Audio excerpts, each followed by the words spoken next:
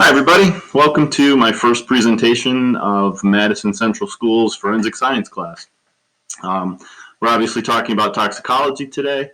One of the things that you're going to realize is that this is a really widespread and kind of impressively interesting topic. Toxicology is a big deal. And in fact, if you look at the statistics, the majority of crime in the United States is toxicology based. So, without any further ado, let's get into this and we'll talk about toxicology. So it's obvious from the name, I think, toxicology, that toxicology is the study of toxins. And as a result, you have to kind of understand that there are more than one way to kind of look at this, but the job of a forensic toxicologist is to A, detect drugs, B, identify drugs, and C, determine how much of a drug a person might have taken in order to receive the harmful effect that happened to their body. Usually a forensic toxicologist isn't called in unless there's some kind of crime that's been committed or suspicion of a crime, such as, a body found without any obvious wounds or anything along those lines. So the forensic toxicologist has three jobs. Number one, they have to do post-mortem drug testing, which is testing to see if a drug was used in the commission of this crime. Then they try to piece together the puzzle to see if was it an accidental poisoning? Did this person ingest something that they shouldn't have and didn't really know what they were doing and it was an accident? Was it a drug abuse case where a person knew what they were doing but for whatever reason wasn't stopping? Was it a suicidal poisoning? Were they doing this on purpose to take their own life? Or was it homicide? In other words, did someone else feed them this drug for the specific purpose of costing them their life? The other thing that you'll see a lot is workplace drug testing, so that's number two on the list. Toxicologists are often called in for random drug tests and things along those lines. And then the other thing that they're really necessary for is if some type of material is found in mail or something along those lines and it's unknown what it is, the toxicologist will get called in to test that material to make sure it's, not something deadly. Maybe it's just baby powder, or maybe it's ricin powder, which is incredibly dangerous. So those are the three things that the toxicologist normally takes care of in their daily work. Toxicologists are incredibly busy in the United States crime labs. I will tell you this because, as I said before, it's a massive proportion of our United States crime load, and so toxicologists are busy. There's a lot of career opportunity for forensic toxicology. So there are four major ways that you can get exposed to toxins. Number one is ingestion. So you can eat it. It's going to enter your body through your mouth. You're going to get it into your gastrointestinal system, your stomach, your intestines, and it goes into your body through that method. Inhalation is another. Obviously, inhalation is, you're breathing in a vapor or a powder or smoke, and that is then being diffused to the rest of your body through your blood system. Injection is another one. It's a major entry method for many types of drugs. And then the last one is skin absorption. So some types of toxins, you get them on your skin, and they will go through your skin into your bloodstream, and then from there do their work. There are three main classifications of toxic substances that are out there. How people are being exposed to them.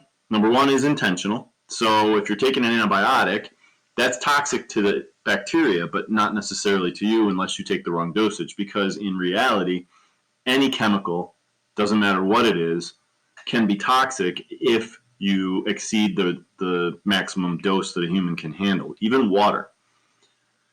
So intentionally, that's typically a drug, an antibiotic, a painkiller, something along those lines. Accidentally, so this is an overdose, or you've taken two drugs that don't match well together, and so they end up kind of doing this drug synergy thing and causing harm, or deliberately, which would be the case in attempts of suicide or intentional harm to someone else. Toxicity, that's how dangerous the poison is to you. How quickly and how much it can harm an individual. So the higher toxicity of a toxin is, the more dangerous it is, and the more quickly it's dangerous. The first kind of aspect of this is the dosage. Like I said before, every chemical is dangerous if taken in the wrong dose. You can kill yourself with too much oxygen. Believe it or not, oxygen at the wrong pressure can be toxic to humans. The duration, so how long have you been taking this chemical, and how often have you been taking this chemical? That can also have an additive effect and make some drugs, or chemicals more dangerous over time. How was it taken? Ingestion, inhalation, injection, ingestion, inhalation, or absorption. That matters too, because some chemicals are more dangerous in different ways. So you have to know that too. And then if there are interactions with other substances in the body, that matters, because it's possible that the damage done was being affected by things that were already in a person's body, and that needs to be taken into account. So there's a little history to this, and I find this pretty fascinating. This is something, before I really got into this, I didn't know about. In terms of the history of all of these poisonings and things, 399 BC, the Greek philosopher Socrates was actually found guilty of corrupting the youth of Athens, his city they lived in, and sentenced to death by hemlock, which is a deadly poisonous plant. So I really didn't know that, and that's kind of interesting to me. Poisoning in the 17th century became really common because people started to discover things like arsenic, cyanide, and they were used for things like settling disputes. People would put cyanide into someone else's drink, for example, or lots of arsenic, which is rat poison, into a person's food, and it would slowly kill them over time. Arsenic is present everywhere. It's really, really common in water, actually. The good thing is the amount that's in the water is so small that it doesn't tend to affect us on a daily basis. It can, over the lifetime of a person, have impacts, but typically you're processing it out of your body enough so that you don't have to worry about it. It is tested for in commercial water, because if it's too high, then that water could be dangerous. But again, it's in groundwater, and it's found all over the place. Fossil fuels, when you burn gasoline, arsenic can be one of the byproducts of fossil fuel combustion. So I'm going to move this a little bit so you guys can see. Arsenic itself, you can't taste it, you can't smell it. It does cause quite a few different health problems. For example, if you look up in the upper right there, you see that it can cause skin damage. It can cause cancer risks to increase. It can cause damage to your lungs, your bladder, your kidney, your livers, all those types of things. And then down at the bottom are some of the ways that arsenic ingestion is kind of seen in humans. So you've got diagnosis, which isn't a hard thing. If it's something that you have, if you do have a arsenic poisoning, there's a chemical you can take that will take the arsenic out of your blood and return you back to normal. Just like mercury, same idea there. So there's a lot of different symptoms of this. You have what's called garlic breath. People think that other people who have ingested arsenic to a certain level, their breath smells garlicky. There is a muscle weakness component of this. You get these lines on the fingernails called Mees lines. Then there can be numbness, which is increased in the leg areas. There's a lot of different symptoms of it. So, stomach pain, nausea, vomiting, diarrhea, numbness, all those things. But taken individually, none of those symptoms is all that scary, so people didn't always notice when someone had an arsenic poisoning happening. And as a result of that, arsenic became a really common poison at one point. I'm going to put the video back up. Here's some of the common foods that we eat and the levels of arsenic that you'll see in some of them. So you can see that, rice has arsenic in there, and beef has arsenic, and spinach, and chicken, and grape juice, and shrimp, and fish. Spring water's over there on the side. All of these things have a little bit of arsenic in them. It just depends on where and how much of it you're taking in. Most people are not at any kind of risk, so you don't have to worry too much about arsenic in your food because it's really not going to hurt you. You've lived your whole life without getting killed by arsenic. I wouldn't start worrying about it now.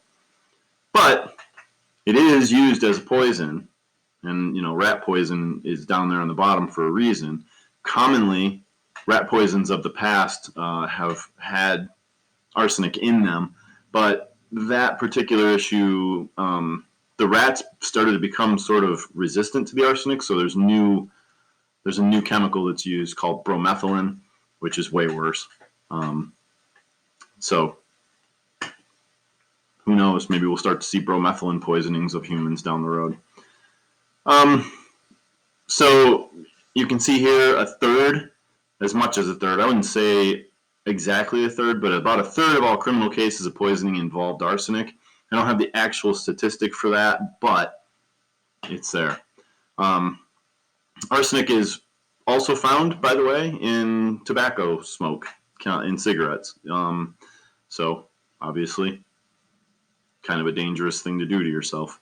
The first test for this was called the Marsh test, and you can see kind of how that works at the bottom. The sample was loaded into the column and then heated, and as it was heated, it went through a U-shaped tube with glass beads in it, and that was to kind of reflux it so that it would get heated over and over and over again. And eventually what ends up happening is it comes out of that, you get a color change in the other tube, and that's how you know you've had arsenic in your food or your body, your blood.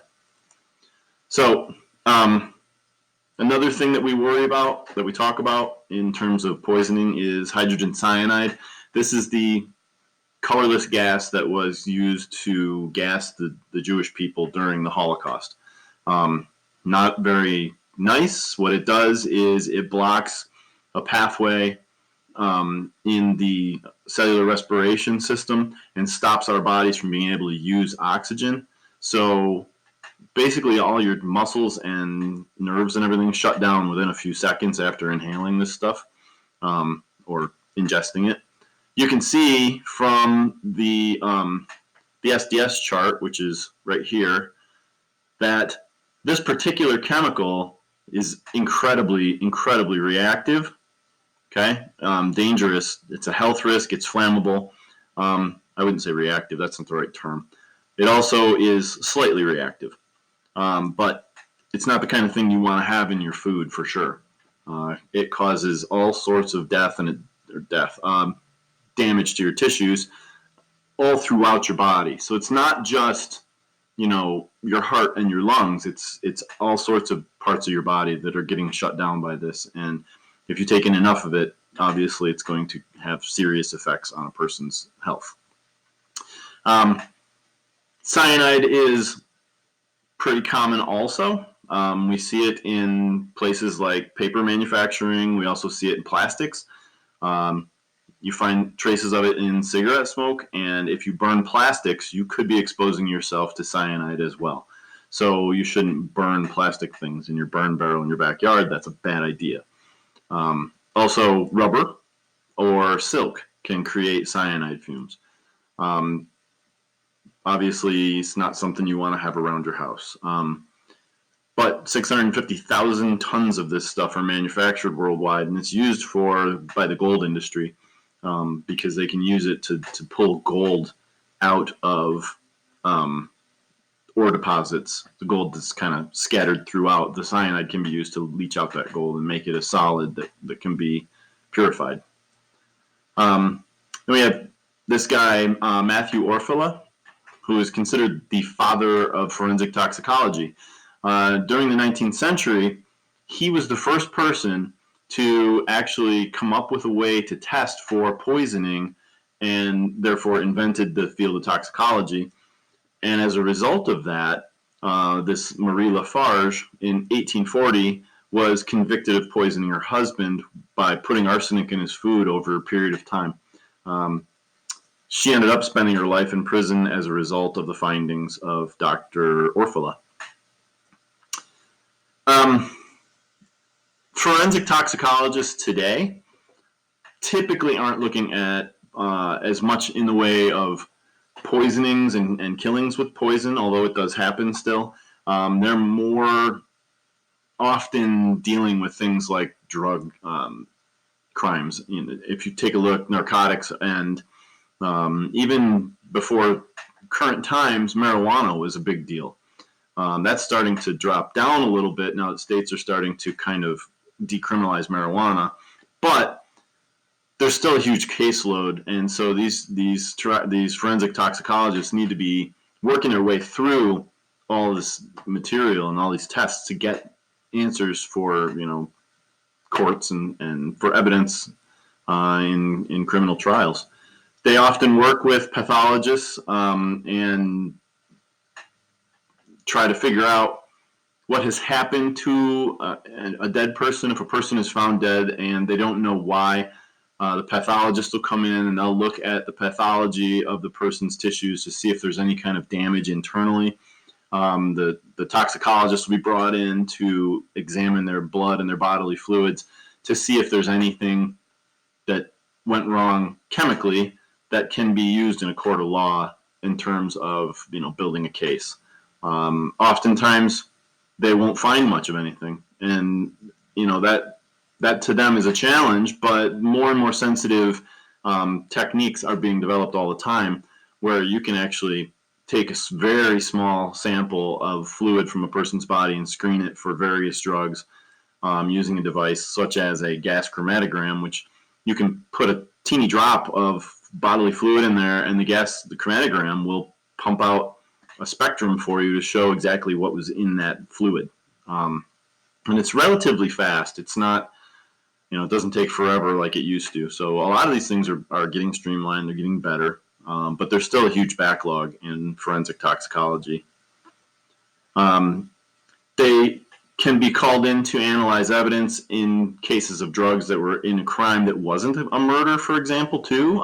For example, sexual assault or date rape. Also, a lot of times, forensic toxicologists will be used to quantify the amount of alcohol that a person had in their blood. For example, in the case of a car crash, if you look over here, there's a pretty significant looking car crash scene here, and then to the right of that, you can see the picture of the person dropping a pill in someone's drink. That is a big problem in the United States still. So there are ways around that kind of thing, which is good. But the forensic toxicologists, their job is to kind of identify if a date rape drug was used, what one, how much dosage was this person given, build a case.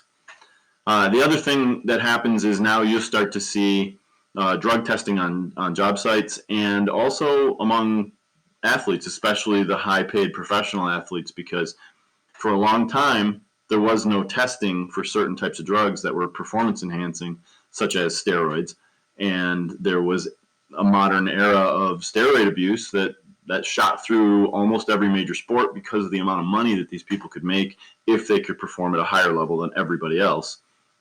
So now forensic toxicologists are used to identify whether or not an athlete had things like human growth hormone or anabolic steroid in their blood. So in a case of a murder, there's really two types. There's acute poisoning, which is like instant. Okay, you give somebody the poison and they're dead within minutes. Cyanide is the example that we're using. Cyanide is very commonly thought of as an acute poison. It can be used chronically, but it typically isn't.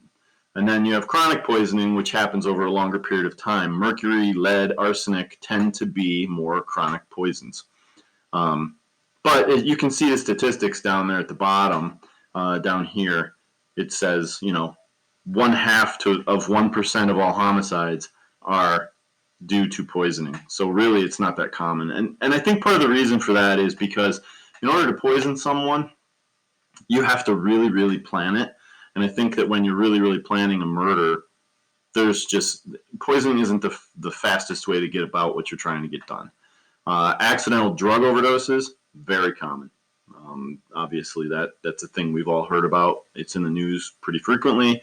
Some kids know people who have died from this. I've had students in my past that have had accidental drug overdoses and ended up dead. So, it's not something you want to hear about, but it does happen. You have illegal drugs. These are the ones with no accepted medical use in the United States. For example, heroin or LSD. Then you got some other controlled substances. They're legal for sale and possession, but they have to be carefully controlled. So that would be your prescribed narcotics, different things, depressants, and stimulants. So, like Ritalin, for example, is a stimulant, which works counter to what you might think, but it helps with ADHD by kind of helping a person maintain their own behavior better by stimulating their nervous system. So these things are different classes of drugs. You'll see more and more in the news that marijuana is being legalized in different states. That's state by state, and in the states that haven't legalized it, it's still considered an illegal drug. In the states that have legalized it, it is legal for possession with certain rules that have been put in place, and that's going to vary from state to state. But if you look at the list of top 8 arrestable offenses in the United States, drug abuse violations are right near the top. This is 2010 numbers, 1.6 million drug abuse violations. That puts them way up there, higher than driving under the influence of alcohol, which is also very, very high. It means that drug offenders make up a huge portion of our federal prison system. It says here 20%. It's probably 20% in the state prisons and about half of the federal prison system. That number has probably gone up since 2010 because of the advent of cheap and easily accessible drugs like meth. In a lot of domestic violence disputes, there are drugs involved because, for whatever reason, these things are correlated. And then you have 81% of child endangerment cases having drugs as an aspect of that case, because by ingesting this drug and then doing something like driving a car, you're putting a kid at risk, obviously. Okay. In 1970, the Controlled Substances Act was passed, and it put forth different rules to help governments kind of control the use of these drugs and the punishment of people who are abusing them. And it classified them based on a couple of different things. Number one was the drug's potential for abuse. So, like cocaine doesn't really have a medical value, so as a result of that, it is highly easily abused. It's also very easy to move from place to place as long as it's not going across like country borders where it's going through customs. So it's very easily abused. So it's way high on the list. The second one is potential to causing dependence or being addicted. Cocaine, again, high on that list. And then medical value sits in there. If a drug can be used medically, then there may be exceptions for it. Then we have psychological dependence. These are the 2 types of dependencies that I talked about earlier. Psychological, so you need it mentally. It's in your brain that you need this. It's an emotional connection, in other words, to this drug. Or a physical dependence, which can actually happen with certain drugs where actual sickness, heroin is known to do this, an actual physical sickness happens if you stop or